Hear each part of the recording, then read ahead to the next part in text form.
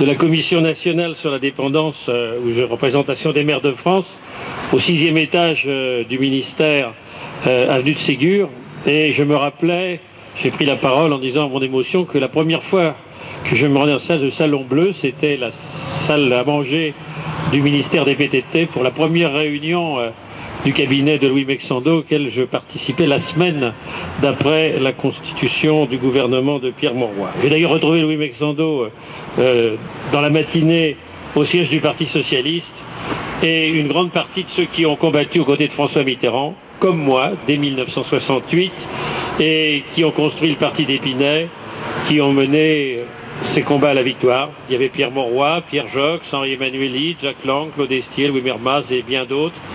Quelle émotion quand, avec la première secrétaire Martine Aubry, nous avons monté le grand escalier de la rue de Solferino, dont je rappelle que c'était le siège de la Fédération des fonctionnaires de la CGT, où a été signé en 1936 le programme du Front populaire.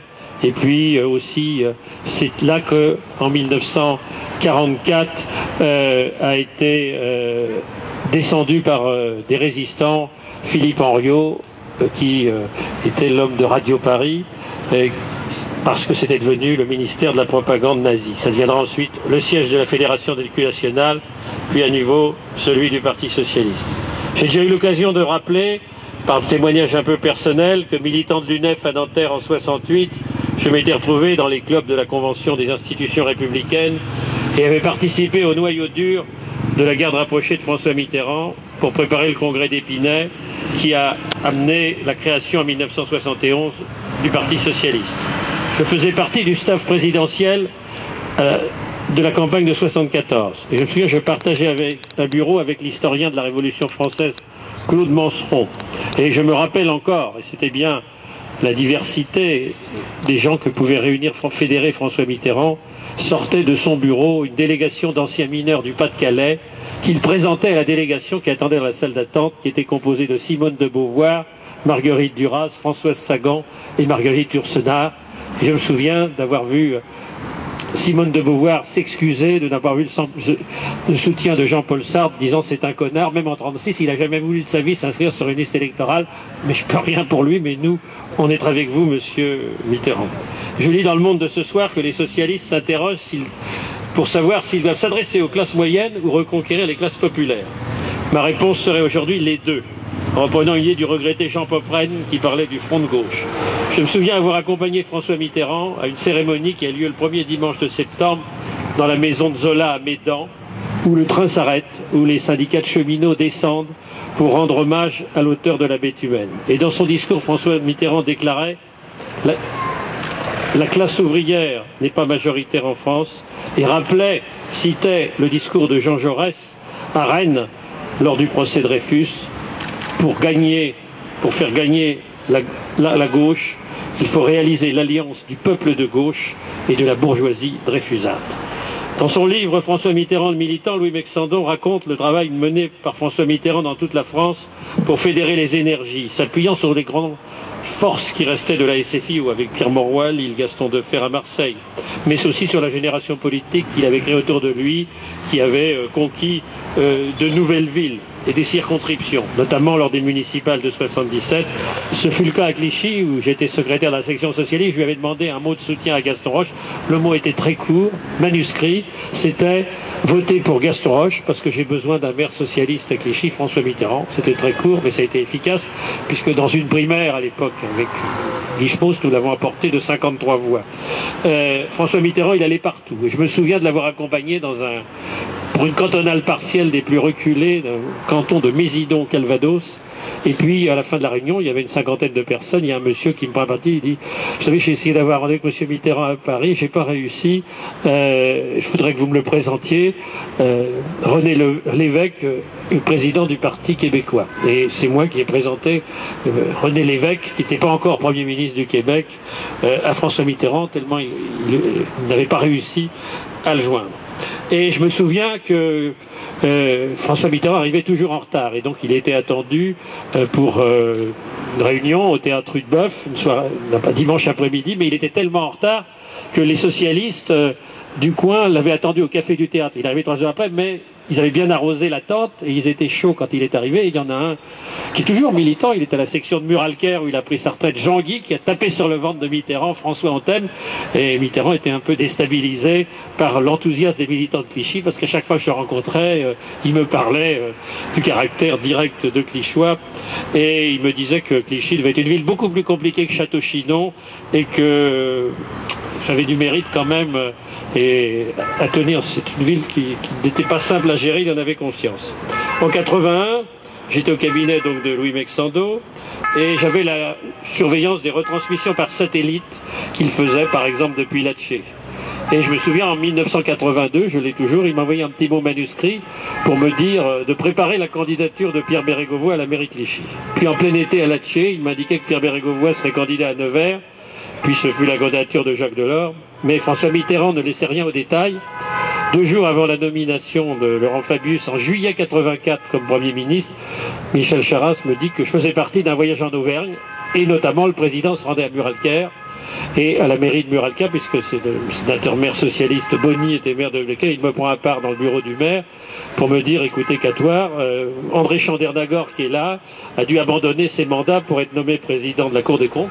Il me parle de Chandernagor, et après, eh bien ça va être pareil pour Jacques Delors, puisqu'il y a un arrêt de la Cour de justice de Luxembourg, dit arrêt Simonet, qui était le bourgmestre socialiste d'Anderlecht, qui avait dû démissionner de son mandat de maire pour prêter serment, avant de prêter serment, comme commissaire européen, puisqu'un commissaire européen ne pouvait pas toucher une indemnité d'une institution communautaire. Je l'ai toujours ce jugement.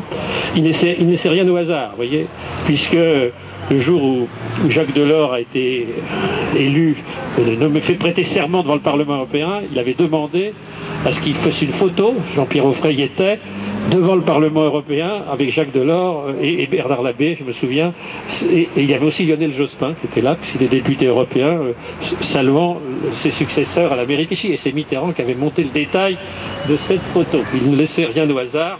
D'ailleurs, la photo que vous avez vue sur l'affiche est celle de sa visite pour le lancement de la fondation Jean-Luc Lahaye. Il faut dire que 2 mois avant, j'avais reçu une de ses collaboratrices qui s'appelait Ségolène Royal, qui était venue avec un mot manuscrit de Mitterrand disant Catoire, démerdez-vous pour me trouver un local pour Jean-Luc Lahaye à Clichy.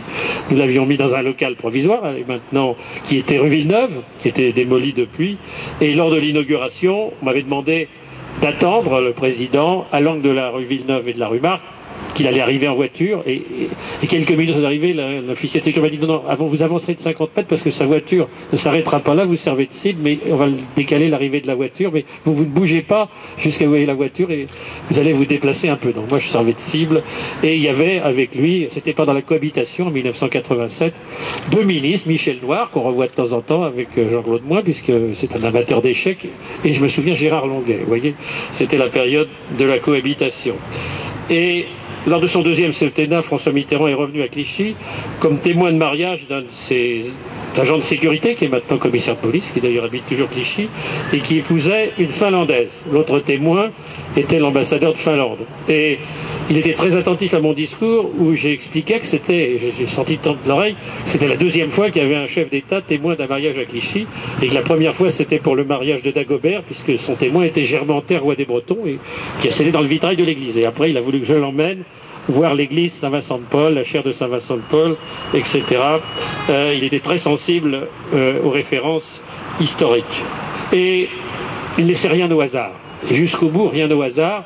Je peux vous le dire parce que ce que je vais dire là est raconté dans les mémoires d'Édouard Balladur, donc c'est pas un scoop. Eh bien, un matin, j'ai été convoqué par son conseiller juridique à voir le président pour que je lui fasse le point exact de l'affaire Schuller-Maréchal. Et son conseiller disait il faut réunir le conseil de magistrature, convoquer le ministre. Mais non, c'est pas possible, on fera jamais ça. L'après-midi, j'apprenais par la radio que, bien qu'il m'avait dit le contraire le matin, qu'il le faisait. Et quand j'ai été réélu conseiller général dans une partielle, Charles Pasqua m'a reçu dans son bureau, fort amicalement, il m'a dit Catoire, on t'a sous-estimé, c'est l'affaire de Clichy qui nous a fait perdre la présidentielle. D'ailleurs, Balladur l'écrit dans ses mémoires. Maintenant, je dirais à mes amis politiques de faire attention. et de ne pas commettre la même erreur. Alors il m'est arrivé parfois d'être dans des accords avec François Mitterrand. Ce n'est pas effectivement un éloge comme dans un État totalitaire, et parfois les discussions étaient vives. Je me souviens de lui avoir beaucoup reproché à une époque où il voulait soutenir Jean-Jacques Servan-Schreiber, que je pensais que c'était pas quelqu'un de très solide, d'autant plus que sa sœur Brigitte Gros était maire de ma ville natale et que j'en avais pas une opinion très favorable. Et alors effectivement, disais-vous, vous avez 3 idées, une mauvaise, une moyenne et une bonne, il faut en prendre une sur 3. Moi, je pense que je m'y suis fait aujourd'hui. Alors les médias ont beaucoup exprimé les témoignages de ceux qui ont travaillé avec lui, mais il faut aussi saluer, rappeler les hommages des responsables politiques qu'il était ses adversaires au départ et qu'il reconnut. Et je rappelle le très beau discours qu'a fait Jacques Chirac, et je crois qu'il était très sincère lors de ses obsèques. L'image de la France qu'il a su donner au niveau international, ça aurait sans doute déplu qu'on le compare au général de Gaulle, car il ne l'aurait pas supporté. Pourtant, je crois que cette comparaison est méritée. Et ce sont Charles de Gaulle et François Mitterrand, les 2 présidents de la République élus au suffrage universel, Pompidou n'a peut-être pas eu le temps de le faire, qui ont fait aimer et respecter la France dans le monde. On sait que Golda Meir lui prêtait une affection qui allait bien au-delà de la politique, et on décrit Yasser Arafat venant s'asseoir sur son lit de mort et pleurant sincèrement. Je voudrais citer d'autres exemples, mais il y a un seul nom que je ne citerai pas ce soir, c'est celui de l'actuel président de la République, car je crois que ça nous ferait revenir à un niveau qui n'est pas celui que l'on peut attendre d'un chef d'État aujourd'hui. Le débat, bien sûr, est engagé sur tous les enseignements qu'on peut tirer pour aborder l'électoral 2012. La France a beaucoup changé, démographiquement, sociologiquement. Le combat politique se mène de d'autres façons. Avant 81, il y avait une bataille interne très rude. Il y a eu le congrès de Metz qui a départaché. C'était une sorte de primaire. François Mitterrand et Michel Rocard. Nous allons vers des primaires que souhaitent les socialistes et bien d'autres, nos amis aussi du PRG, et pourquoi pas tout le peuple de gauche. Il ne faut pas hésiter, les voir à reculons. Je crois qu'elles sont très attendues. Mais j'ai suggéré, il paraît que c'est prévu d'ailleurs dans les textes, qu'il y ait un pacte de non-agression entre les candidats pour que le débat porte des idées, pas sur des questions de personnes ou de moyens de transport des uns ou des autres. C'est prévu dans la charte, m'a-t-on dit. Je pense que c'est pas suffisant. Il faut aussi qu'on entend dire que les seconds couteaux sont en train d'affûter leurs lames pour mener ce combat par derrière. Il faut que la charte, je crois, de non-agression s'étende à tous les supporters de tous les candidats. Et je dirais même, elle doit concerner aussi ce qui se passe dans d'autres partis de gauche, je ne vais pas intervenir, et dans les rapports entre la gauche elle-même, parce qu'en 1981, je rappelle, même s'il y a eu des mots aimables après le 2e tour, qu'avant le 1er tour, les propos que tenait Georges Marchais n'étaient pas très, très unitaires. Ça n'a pas empêché Mitterrand de maintenir le cap et de nommer des ministres communistes. Alors, effectivement, je crois qu'aujourd'hui, il faut analyser la situation politique. Nous avons été un certain nombre à beaucoup nous promener dans la partie de la ville qui votait pour le cantonal. Et l'analyse politique que j'en ai tirée, c'est que si les cantonales avaient lieu dans l'autre canton, le mien, on aurait pu avoir un second tour entre socialistes et Front National. D'ailleurs, j'aborde mon écharpe de conseiller général. Certains m'ont me dit que tu es trompé d'écharpe. Non, je le fais volontairement. Je revendique mon rôle d'élu du suffrage universel et j'ai commencé de faire le tour de mon canton pour rencontrer les habitants. Je le fais avec des citoyens, avec les élus. Je crois qu'il y a des retours positifs sur le travail qui est fait en ce moment, sur la gestion urbaine de proximité, sur l'environnement, la solidarité, les actions de convivialité. Mais il y a aussi des messages de détresse, d'inquiétude qui nous sont envoyés et qui montrent qu'il y a beaucoup à faire pour combattre les idées du Front National. Je crois qu'il faut faire très attention. Alors, François Mitterrand disait « l'union est un combat, il faut maintenir le cap ». Et il l'a fait aussi avec la force tranquille. Il l'a fait à nouveau en 88 pour sa nouvelle élection avec la France unie, avec le rassemblement de la gauche, mais aussi un esprit d'ouverture qu'il avait développé dans sa lettre française. Alors je crois que cette commémoration est la bienvenue, car elle met l'accent sur l'importance et la responsabilité du Parti socialiste et des autres formations de gauche et démocratique qui, à travers un programme et des équipes, assument des responsabilités dans le plus grand nombre de collectivités locales, des parlementaires combatifs et qui doit se donner un candidat primaire, et puis après il y aura un second tour pour la présidence de la République. Mais ce n'est pas simplement pour gagner ce candidat, c'est aussi pour, comme François Mitterrand, travailler dans la durée et réaliser les engagements qui auront été pris dans les Français.